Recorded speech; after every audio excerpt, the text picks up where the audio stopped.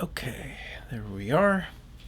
Rafi's Rambles, Rafi's Rambles, Rafi's Rambles. Hola, you amazing artist. So right now I'm in the studio and I was working on my book this morning and decided to take a little bit of a break because with a creative project as involved as writing a book, I like taking a break and watching stuff that inspires me or stuff that we've done. And last night we had a live stream with our patrons. We got into a really good conversation that has a lot to do with the emotional side of being an artist and basically the emotional side of just being a badass that pushes through a lot of the emotional limits that we all fall into. Some of the, not limits, but some of the roadblocks and stuff that we fall into, and a lot of the stuff you guys already know.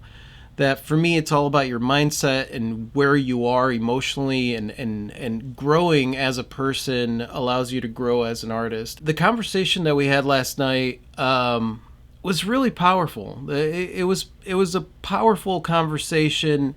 Has a lot to do with just pushing through and completing a project, or pushing through and completing a concept or something. And I wanted to share a snippet of that. Today we had a really excellent conversation with one of you guys. You know who you are. And we covered some great topics. And this is something that we've been thinking about and talking about because of all the things that are going on right now. Me with a very big commission, and Rafi with the book and the upcoming move, and allowing ourselves to say we're gonna redo the timeline. Yeah. And a lot of the stuff that you guys have been discussing on Discord too, and some of you may have caught the podcast that went live yesterday with our big five practices that keep us going in the long term. The last one being persist through the bull garbage, as I like to call it. Persist through the bull garbage. And kind of right in conjunction with persist through the bull garbage, and in line with what we talked about today with one of you guys, is who are you when shit gets real? And that's a question that I've asked myself over the years, and my answer has been different over the years. Like, when shit gets real, and it doesn't really matter if you're talking about a piece of art, a job, a family situation, a social situation, a project you're working on, a deadline, a series of goals you're trying to meet, you really learn a lot about yourself and the people you surround yourself with when shit gets real. Yeah. And it's interesting because this year in particular, let me start off at the very beginning. When we decided to go on our road trip, it was very minimal. It was in a 92 Ford Explorer that we couldn't even afford to have like a mechanic do any work on before we left. And the mechanic that did look at it said, and so we did that. And I know that Clea had her reasons for going, but for me personally, one of the reasons that I decided to do that was because I wanted to show myself who I am. I wanted to show myself who I'm capable of being, and I knew that the road trip was going to be not easy. And so instead of just following the comfort zone that I was living in, I decided to put myself in a situation that was completely outside of anything that I'd ever experienced before. And I knew it was going to be hard in order to really, really show myself who I am. Am I somebody who is able to face situations, roadblocks, circumstances, and still keep smiling? Or am I somebody who gets so frustrated and upset because things aren't going the way that I want them to go? Mm-hmm.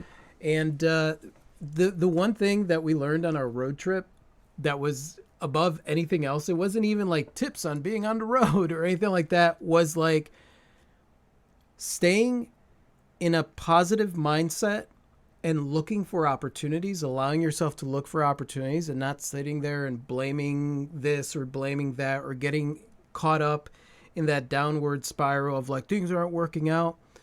Staying in a positive place and looking for opportunities was the one thing that saved us on the road. Yeah. Things would have gone completely upside down. Things could have easily gone sideways. Yeah. And I would say, if even if you don't want to hear the term positive minded, right? Because that can mean so many things and have so many connotations. Yeah. Clear-minded. Clear-minded, and trying to remain optimistic. Not just optimistic. Like, okay, let me see if I could see the bright side of this. Let me see if I could, man, this really sucks. Just because you're optimistic doesn't mean that a situation doesn't suck ass, because it can really, really suck. And you're not ignoring the situation, you're facing it, you're saying, okay, well, how do I want to feel about this? What is it? What kind of person do I want to be right now? And I think that that's what we were talking about. Yeah. And so the reason that I think this is important to ask yourself, and not just one time, but to like frequently check in with yourself on this, is because it sort of steers the direction of what you're willing to do, and what you do when stuff gets hard. And so over the years, like, you know, I've like, do I go into fight or flight mode? Do I cry? Do I get tunnel vision? And the people that I've worked on projects with, who are they when stuff gets hard? And do I want to be working with people that maybe when stuff gets hard, they get tunnel vision and they yell? Yeah, because one of the first jobs that we worked on, we were doing set design. Yeah. And I remember telling you, this dude is kind of an a-hole. Yeah, and my reaction was, you're right. And I've been just kind of letting that be okay for several years, and I'm realizing like it doesn't have to be that way. And also checking in with myself. Okay, I don't need to cry.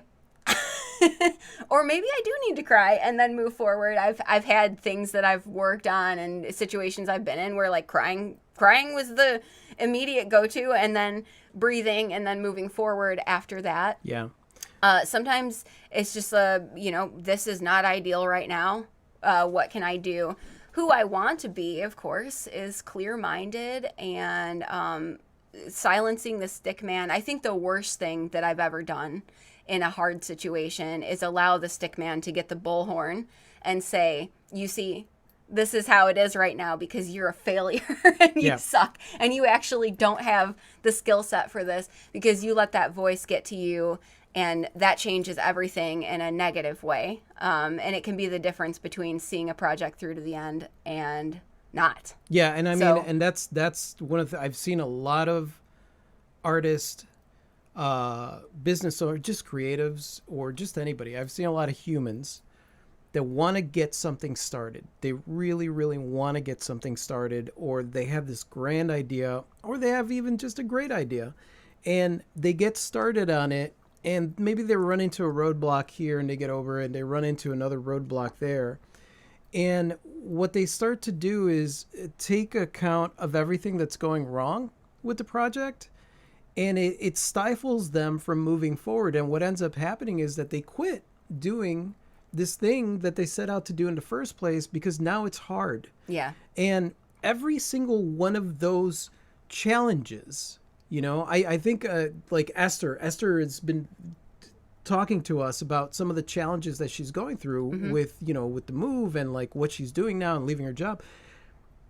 The beauty of that is that she sees them as this is a challenge. It is definitely a challenge. And every challenge that you face doing whatever it is that you want to do, whether it is working on a painting or working on a project that you've never worked on before, or doing something that you've never done before, it will always pose the challenges. And in those moments, you get to define for yourself, am I up for this challenge, and how do I want to react to this? Yeah. Who do I want to be right now?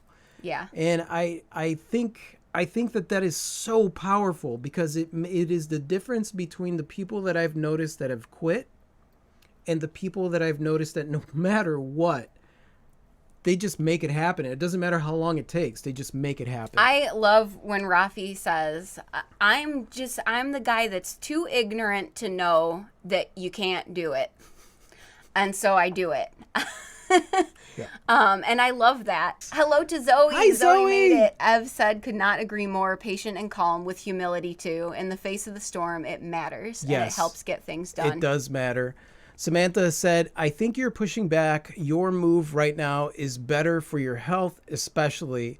Too much stress totally sucks balls. Yes. Yes, Agreed. Samantha. Totally agree. Surrounded by stars. Totally agree with you, Ev. Being a space holder for calm is a life learned skill for sure. Yeah. Yeah. Kelly said, the way the world keeps going, we should all buy tiny houses, move to the middle of nowhere, and get living off grid in an artist colony. It's not a bad plan. Yeah.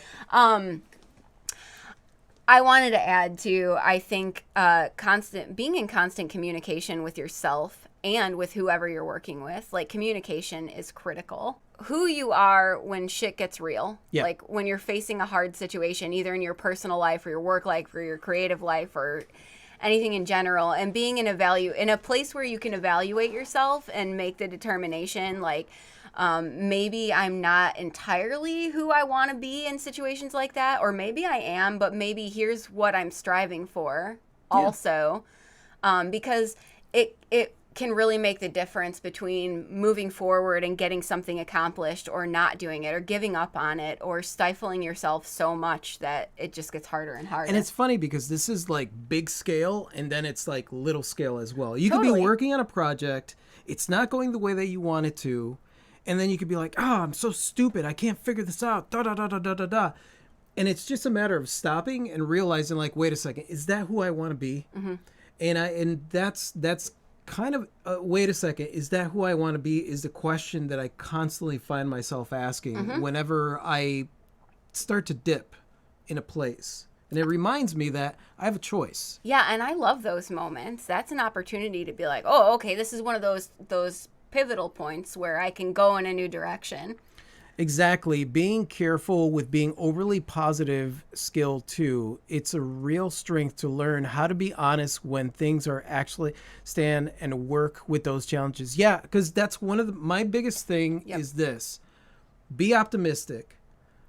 Try to stay positive, but face the challenges head on. Do not ignore that this sucks. Sure. And that this is how I feel about this. And then stopping and really looking at that. And that's where the problem is, because a lot of times when something is challenging, it is easier to just say, it's that person's fault, or it's the system's fault, or it's that's fault, or it's because my mom said this to me when I was a kid. Instead of like taking that responsibility and going in deep where it sucks to look at that and realize, like, wait a second, who do I want to be in this moment? Why do I feel this way? How do I want to feel? And actually facing that thing, and not just trying to cover it with a happy face sticker, because like the happy face sticker, there's a lot of stuff going on underneath that. I'll give you an example. We were talking about this earlier. Rafi and I did a project about 10 years ago here that just sucked. Like, it was someone else's project. It was not a creative project. It was actually helping a family member on a large scale project, more like a commercial project, if you will. Everything about it was hard. We were painting a bank. You guys. Were painting a and two-story bank. Not like a mural. We were doing exterior Commercial paint. exterior painting. A 2-story bank in August in Florida. Yeah. We had a way too small of a crew for the job. It was a long, gruesome endeavor. We had one of our crew members quit on us at 3 a.m. and have someone come and pick him up because he just couldn't take it anymore. And I cried, which is fine. I cried once and then moved on. I couldn't really find anything positive about it, to be honest with you, except that I did get to spend time with him. We were helping family, and ultimately when it came down to it, I was like, this sucked, but I'm a total badass, and I'm going to see this through to the end. Yeah. Every moment of it might suck, but I'm going to enjoy the little things like drinking copious amounts of water because I'm so dehydrated all the time. Pizza breaks and stuff like that. And then at the end of the night, sitting by the pool, not going into pool, just sitting by the pool at the hotel that we were staying at and just relaxing. And the thing is that it sucked. It sucked and it was scary. I was at the top of a 25-foot rickety ladder painting awnings because they didn't even have the equipment that they needed. No. And so, like, it sucked. And ultimately walking away from that and going, okay, well, I'm never doing something like that again, ever, but I did it. Yep. And I learned a lot about where my boundaries are. Yep. And I'm awesome. Because until we did that, neither one of us was willing to say no. Yeah. And then we had the experience, and immediately after that, we were asked to do it again, and nope, not going to do it. Thank you. I've said ignorance actually works as an entry point. If you can harness that and be humble about it, exuberant ignorance can be an amazing skill. Exactly. That's also perfectly put Yep. and beautiful. I love that. Tambo said, quote, I have done so much with so little for so long. I can do anything with nothing at all. I love that. I love that. That's beautiful. I love that. That's one of the things that I like to repeat to myself is if I get dropped in the middle of a forest, and have nothing, by the time people come back 2 weeks later, I'll have a tree house with amenities. Like, I have that belief about myself because I just don't stop until I make something happen. I'm flexible. I am flexible and will pivot and change direction and am completely unpredictable, which is why I don't plan things. But I know I won't stop until I get to where I'm comfortable. And that's really important because for me, so I would say actually the one area that I need to improve as far as my outlook when approaching something or when stuff gets really hard for me is I tend to sway in the direction of I suck and I don't have what it takes.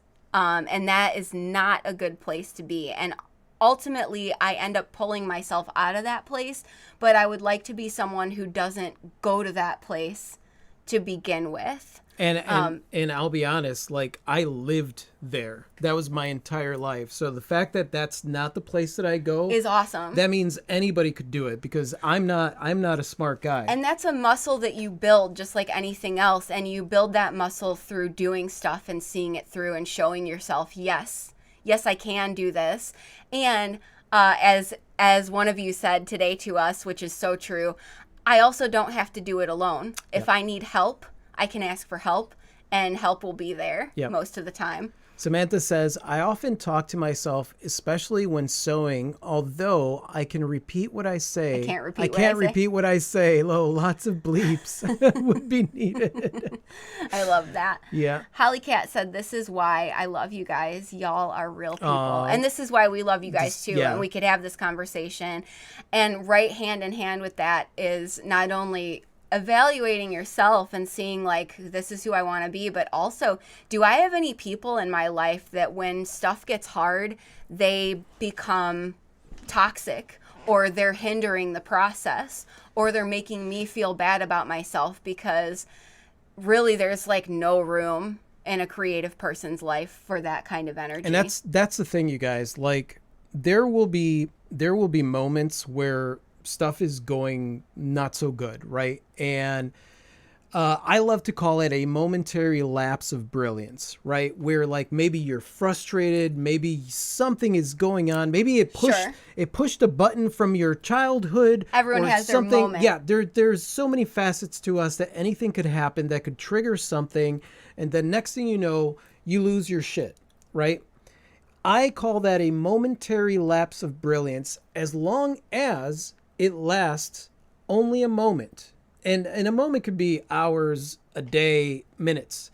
But as long as there is a coming back from that, looking at that and saying, that's not who I want to be, and that's not who I am. That is not who I am.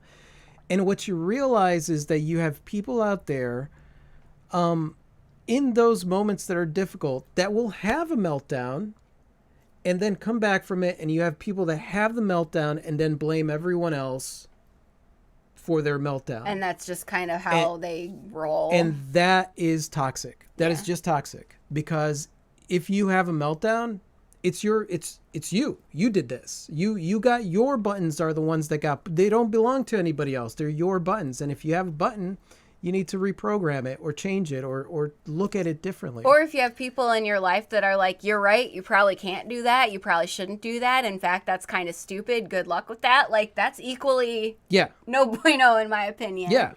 And you could be like, that's cool, do you, like I'm not going to involve you in my creative projects. Or in some cases you might be like, I'm going to put some distance. With working on the books that I'm working on marketing and on money, what I'm realizing is that a lot of the roadblocks that come up are things that relate to this. And just in even writing the book and in the process of writing and going through that emotional roller coaster of imposter syndrome and insecurity and all that stuff. And it's interesting how every single one of those moments where maybe you're frustrated or you're like, I can't do this, or something like that pops up, it's realizing that those moments suck. Yes, they do suck. So there's no ifs, ands, or buts about that. If you put yourself out there and you're getting tumbleweeds and crickets, that sucks. But it's all about that moment and realizing that that moment in of itself is an opportunity to show yourself who you are and reflect on the way that you approach it or the way that you reacted to something that happened, and ask yourself the question, is that who I want to be?